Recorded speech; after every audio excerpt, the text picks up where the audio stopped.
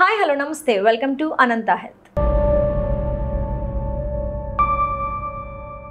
KIMS sunshine hospitals Begumpet spine surgeon doctor PV Satyanarayana Murthy garu ఈరోజు మనతో పాటు ఉన్నారు. సో స్పైన్ ఇంజురీస్ గురించి ఎలాంటి టైమ్స్లో స్పైన్ ఇంజురీస్ అవుతాయి, లైక్ దానికి ఏం ఆపరేషన్స్ చేయించుకోవాలి ఏంటి అనేది డిస్కస్ చేయడానికి మనతో పాటు ఉన్నారు. Hi sir. హలో అండి. హాయ్.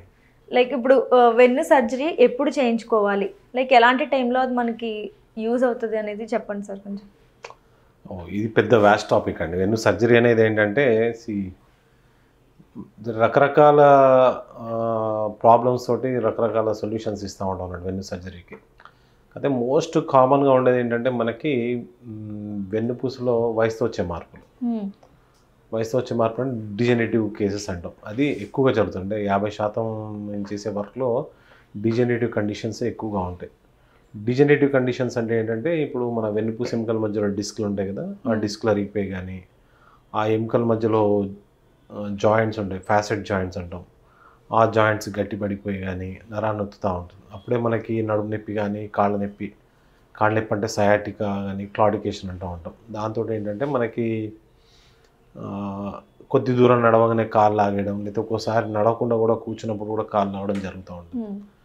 అట్లాంటి కండిషన్స్లో దాన్ని మోస్ట్లీ రకరకాల సర్జరీస్ ఉంటాయి. అంటే వయసును బట్టి కూడా సర్జరీస్ మారుతూ ఉంటాయి.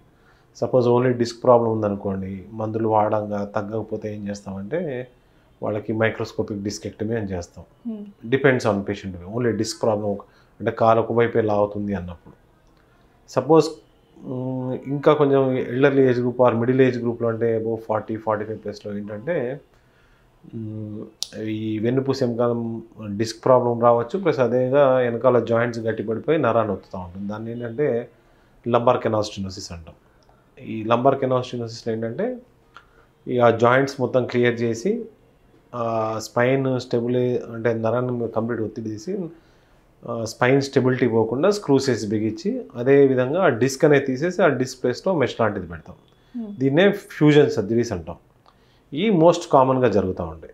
ఇంకా అదర్ రెగ్యులర్గా చేసే సర్జరీస్ ఏంటంటే ఈ మెడకు జరిగేటి like cervical spine surgeries, like artificial disc replacements, cervical discectomy fusions. వీటికి ఏంటంటే సేమ్ నడుములో ఎట్లా డిస్క్ జారిందో అక్కడ కూడా మెడలో జరుగుతూ ఉంటాయి. అంటే మెడలో జారినప్పుడు ఏమవుతుందంటే చేతులు లాగడం కానీ, చేతులు తిమ్మిరి రావడం కానీ, నడకలో తేడా రావడం కానీ జరుగుతుంది.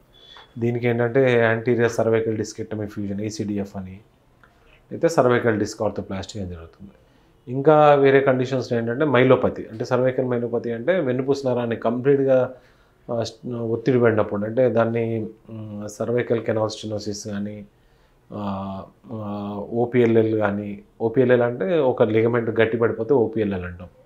అది జరిగినప్పుడు ఏంటంటే మనకున్న సిమ్టమ్స్ ఏంటంటే చేతుల్లో తిమ్మిలు రావడం, కొంత దూరం వెళ్ళగానే నడవలేక ఆగిపోవడం, నడకలో తేడా రావడం, అంటే ఏదో తాగిన వాళ్ళు నడుస్తూ ఉంటారు. అట్లాంటి ఉన్నప్పుడు ఏంటంటే ఈ లామినెక్టమీ సర్జరీస్ కానీ, లామినెక్టమీ అండ్ ఫ్యూజన్ సర్జరీస్ జరుగుతూ ఉంటాయి.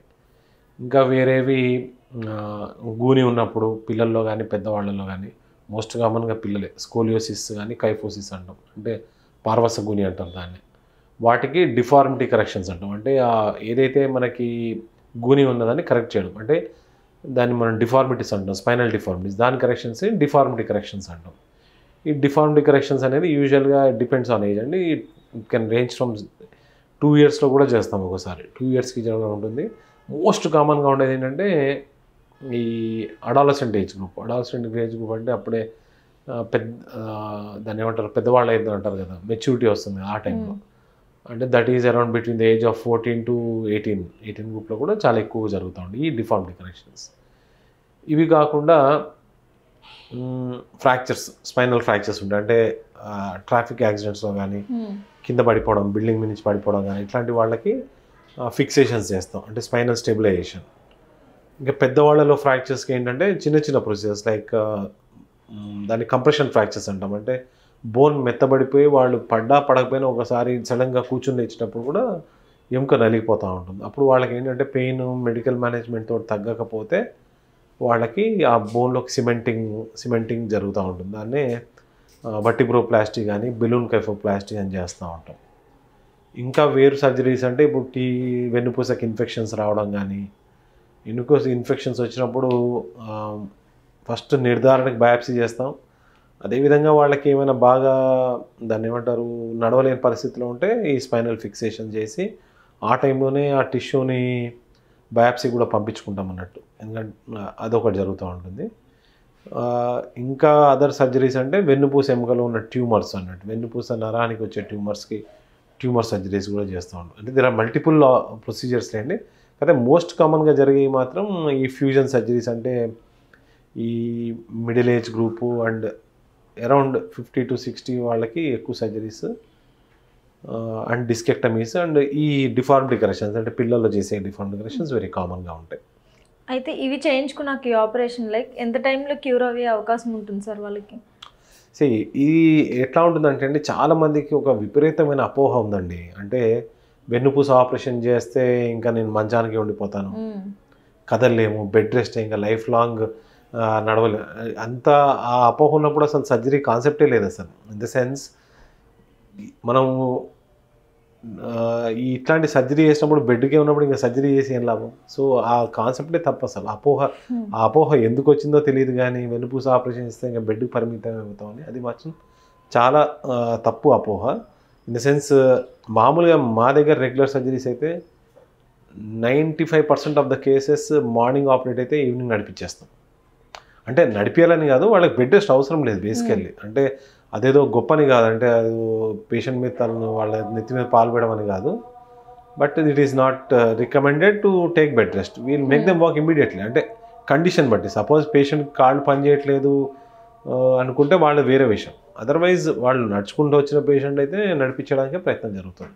There is no bed rest as such. And post operative protocols అంటే ఒక 6 weeks to 3 months కింద కూర్చొని, అదొకటే ప్రోటోకాల్. రెస్ట్ ఆల్ యాక్టివిటీస్, ఇంట్లో వంట పనులు చేసుకోవడం కానీ, ఆఫీస్ గోయర్స్ అయితే ఆఫీస్కి వెళ్ళిపోవడం జరుగుతుంది. కింద కూర్చోకూడదు. ఒకటి 2 wheeler ఒకటి మాత్రం ఒక 6 weeks to 3 months అవాయిడ్ చేస్తాం. అయితే ఈ స్పైన్ ప్రాబ్లమ్స్ ఉన్నప్పుడు జనరల్గా ఇంట్లో హోమ్ రెమెడీస్లా చెప్తుంటారు కదా సార్, లైక్ మనకి ఫ్లాట్ సర్ఫేస్ మీద పడుకుంటే కొంచెం తగ్గే అవకాశం ఉంటుంది, డాక్టర్ దాకా ఎందుకు అనేసి కొంతమంది అనుకుంటూ ఉంటారు. అది నిజమేనా సార్? అంటే ఫ్లాట్ సర్ఫేస్ మీద ఈక్వల్గా ఉన్న సర్ఫేస్ మీద పడుకోవడం వల్ల కూడా అది తగ్గుతుందా మనకి? నాట్ షూర్ అండి. అంటే చాలామంది పేషెంట్స్ అయితే ఇప్పటిదాకా వచ్చిన వాళ్ళు దానివల్ల నాకు ఉపయోగం లేదని చెప్పారండి ఇప్పటిదాకా. కాకపోతే మేము చెప్పేది ఏంటంటే, ఇట్లా ఫ్లాట్ గట్టి వాటిని పడుకోవాలని చెప్పాం, కానీ ఫర్మ్ అంటే ఇట్లా గుంటలు పడే వాటిలో పడుకోవద్దని చెప్తాం. స్పైన్ ప్రాబ్లం ఉన్నోళ్ళు అయినా లేకపోయిన వాళ్ళకి సంబంధం లేదు. యాక్చువల్గా ఈ దాన్ని ఏమంటారు, regular foam and coir is a better mattress. అంతేగాని గుంటలు పడే స్ప్రింగులు ఇట్లాంటివి మాత్రం ఎవరికైనా ఇబ్బంది. ఇప్పుడు మీకైనా నాకైనా కానీ వాటిని పడుకుంటే పొద్దున్న లేచినప్పటికీ ఆ నొప్పో ఈ నొప్పో ఉంటుంది, ఎందుకంటే అబ్నార్మల్ పొజిషన్లో ఉంటాం కాబట్టి. అండ్ దట్టు కింద పడుకోవాలి, చెక్కల మీద పడుకోవాలని అయితే అవసరం లేదు. కింద పడుకున్న వాళ్ళు పైకి లేవాలంటే చాలా ఇబ్బందే కదా. అయితే మా ఉద్దేశ ప్రకారం అయితే ఈ దాని ఫ్లాట్ సర్ఫేస్ కానీ గట్టి వాటిని పడుకోవాల్సిన అవసరం అయితే లేదు. ఎనీథింగ్ ఫర్మ్ సాఫ్ట్ అండ్ గుంటలు పడని అయితే సరిపోతుంది. ఓకే. సో ఇప్పుడు జనరల్గా మీరు 50 to 60 ఏజ్ గ్రూప్ వాళ్ళకి ఎక్కువ వస్తున్నాయి కంప్లైంట్స్ అని చెప్పారు కదా సార్. ఇప్పుడున్న కార్పొరేట్ లైఫ్ వాళ్ళు కూడా మా ఏజ్ గ్రూప్ వాళ్ళకి కూడా చాలా వరకు ఈ స్పైన్ ప్రాబ్లమ్స్ అనేవి ఎక్కువ అవుతున్నాయి, ఫోన్ చూడడం వల్ల కానీ. అది కూడా ఒక రీజన్ అవ్వచ్చు సార్, వర్క్ ప్రెషర్ ఇవన్నీ కూడా? బేసిక్ థింగ్ ఏంటంటే, మెయిన్ స్పైన్ ప్రాబ్లంకి రీజన్ సిట్టింగ్ అండి. యాజ్ సెడ్, అంటే ఈ గత 2 years బ్యాక్ అనుకుంటా WHO ఇది ఉంది, sitting is the new smoking అని. అంటే స్మోకింగ్ వల్ల ఎంత ఇబ్బందో సిట్టింగ్ వల్ల కూడా అంతే అన్ని దుష్పరిణామాలు ఉంటాయి. మనకి అన్నిటికన్నా ఎక్కువ ఇబ్బంది ఏంటంటే స్పైన్లో నుంచోవడం కన్నా పడుకోవడం కన్నా కూర్చోవడం అన్నిటికన్నా biggest load on the spine అప్పుడే పడుతూ ఉంటుంది. సో అందుకనే ఇప్పుడు ఆఫీస్ గోయర్స్ కానీ ఎవరికైనా కానీ, అంటే ఇప్పుడు మీరు అన్నట్టు young age group most of them are into IT jobs, అదే ల్యాప్టాప్ సిస్టమ్ మీద కూర్చొని వాళ్ళని అదేసి ఆల్మోస్ట్ 13-14 hours కూడా వర్క్ చేస్తూ ఉంటుంది. That's the biggest harm to the spine which can happen. And that monitor ఒక లెవెల్లో ఉండాలి. మానిటర్ కింద పెట్టుకుంటే మెడ నొప్పులు రావడం, కూర్చుంటే నడుము నొప్పి రావడం, ఇవన్నీ వెరీ కామన్. సో అందుకనే if possible every 30 minutes or 40 minutes 1 or 2 minutes break తీసుకొని మళ్ళీ కూర్చోవాలి. You should not sit continuously అదే చైర్లో కూర్చోవద్దు. And also most of the software కంపెనీస్కి ఎర్గనామిస్ట్ అని ఉంటారు. ఎర్గనామిస్ట్ అంటే దే షుడ్ వాళ్ళు మనకి గైడ్ చేస్తారు. అంటే మనం వాడే చైర్ కానీ మన మానిటర్ పొజిషన్ కానీ ఇవన్నీ చెప్పడానికి ఎర్గనామిస్ట్ అని ఉంటాడు. వాళ్ళ అట్లీస్ట్ ఎవ్రీ మంత్ వాళ్ళు వచ్చి ఒక క్లాస్ తీసుకుంటే that will be very very helpful. ఇంకోటి ఏంటంటే recent trend is mobile users. Head is almost 1/7 of the body weight ఉంటుంది. అంటే మనం తలకాయ ఇట్లా పెడుతున్నాం అంటే మన మెడ మీద ఎంత లోడ్ పడుతుందో ఆలోచించండి మీరు. సో అదే టైం ఇట్లా ఉంటే మెడ నొప్పే కాదు, బేసికలీ వేళ్ళకు కూడా ప్రాబ్లమ్స్ వస్తాయి. చాలా మంది టైపింగ్ చేస్తూ ఉంటారు, లేకపోతే స్క్రోల్ చేస్తూ ఉంటారు. ఈ జాయింట్ ఉంటుంది thumb, you land in thumb problems basically. So definitely mobile has a significant role in the neck pain. డెఫినెట్గా ఉంది, దాంట్లో ఆలోచనే లేదు. అయితే డెలివరీ టైమ్స్లో మనకి స్పైన్కి అది ఇంజెక్షన్ చేస్తుంటారు కదా సార్ డెలివరీస్కి, అది ఎంతవరకు ఎఫెక్ట్ అవుతుంది మన బాడీ మీద అనేది? అంటే మోస్ట్ ఆఫ్ ద ఈ మిడిల్ ఏజ్ లేడీస్ వచ్చినప్పుడు వాళ్ళు సార్ ఆపరేషన్ అప్పుడు మాకు వెన్నుపూసకి ఇంజెక్షన్ ఇచ్చారంటారు. ఆ ఇంజెక్షన్ చాలా సన్నగా ఉంటుందండి బేసికల్లీ. అది మామూలు ఇంజెక్షన్ లానే ఉంటుంది, ఏమి ఇంత దెబ్బలలాగా ఏం లావు ఉండదు. కానీ ఓన్లీ కన్సర్న్ ఏంటంటే వాళ్ళు చెప్పేది ఏంటంటే ఇంజెక్షన్ తర్వాత నొప్పి మొదలైంది అంటారు. కాకపోతే ఒకటి ఏంటంటే ఆ ఇంజెక్షన్ ఇచ్చేటప్పుడు కొంచెం బాడీని ఫ్లెక్స్ చేస్తారు, బాడీని కొంచెం ఉంచుతారు. అప్పుడు ఏమైనా ఆ లెగిమెంట్స్ ఏమైనా స్ట్రెయిన్ అవ్వచ్చు, స్ప్రెయిన్ అవ్వచ్చు. కానీ అదర్వైజ్ ఆ ఇంజెక్షన్ వల్ల మాత్రం నొప్పి రాదండి 100%. ఆ ఎపిడ్యూరల్ ఇంజెక్షన్ అంటే కొంచెం లావు ఉండొచ్చు, కానీ దానివల్ల కూడా నాట్ ఎట్ ఆల్.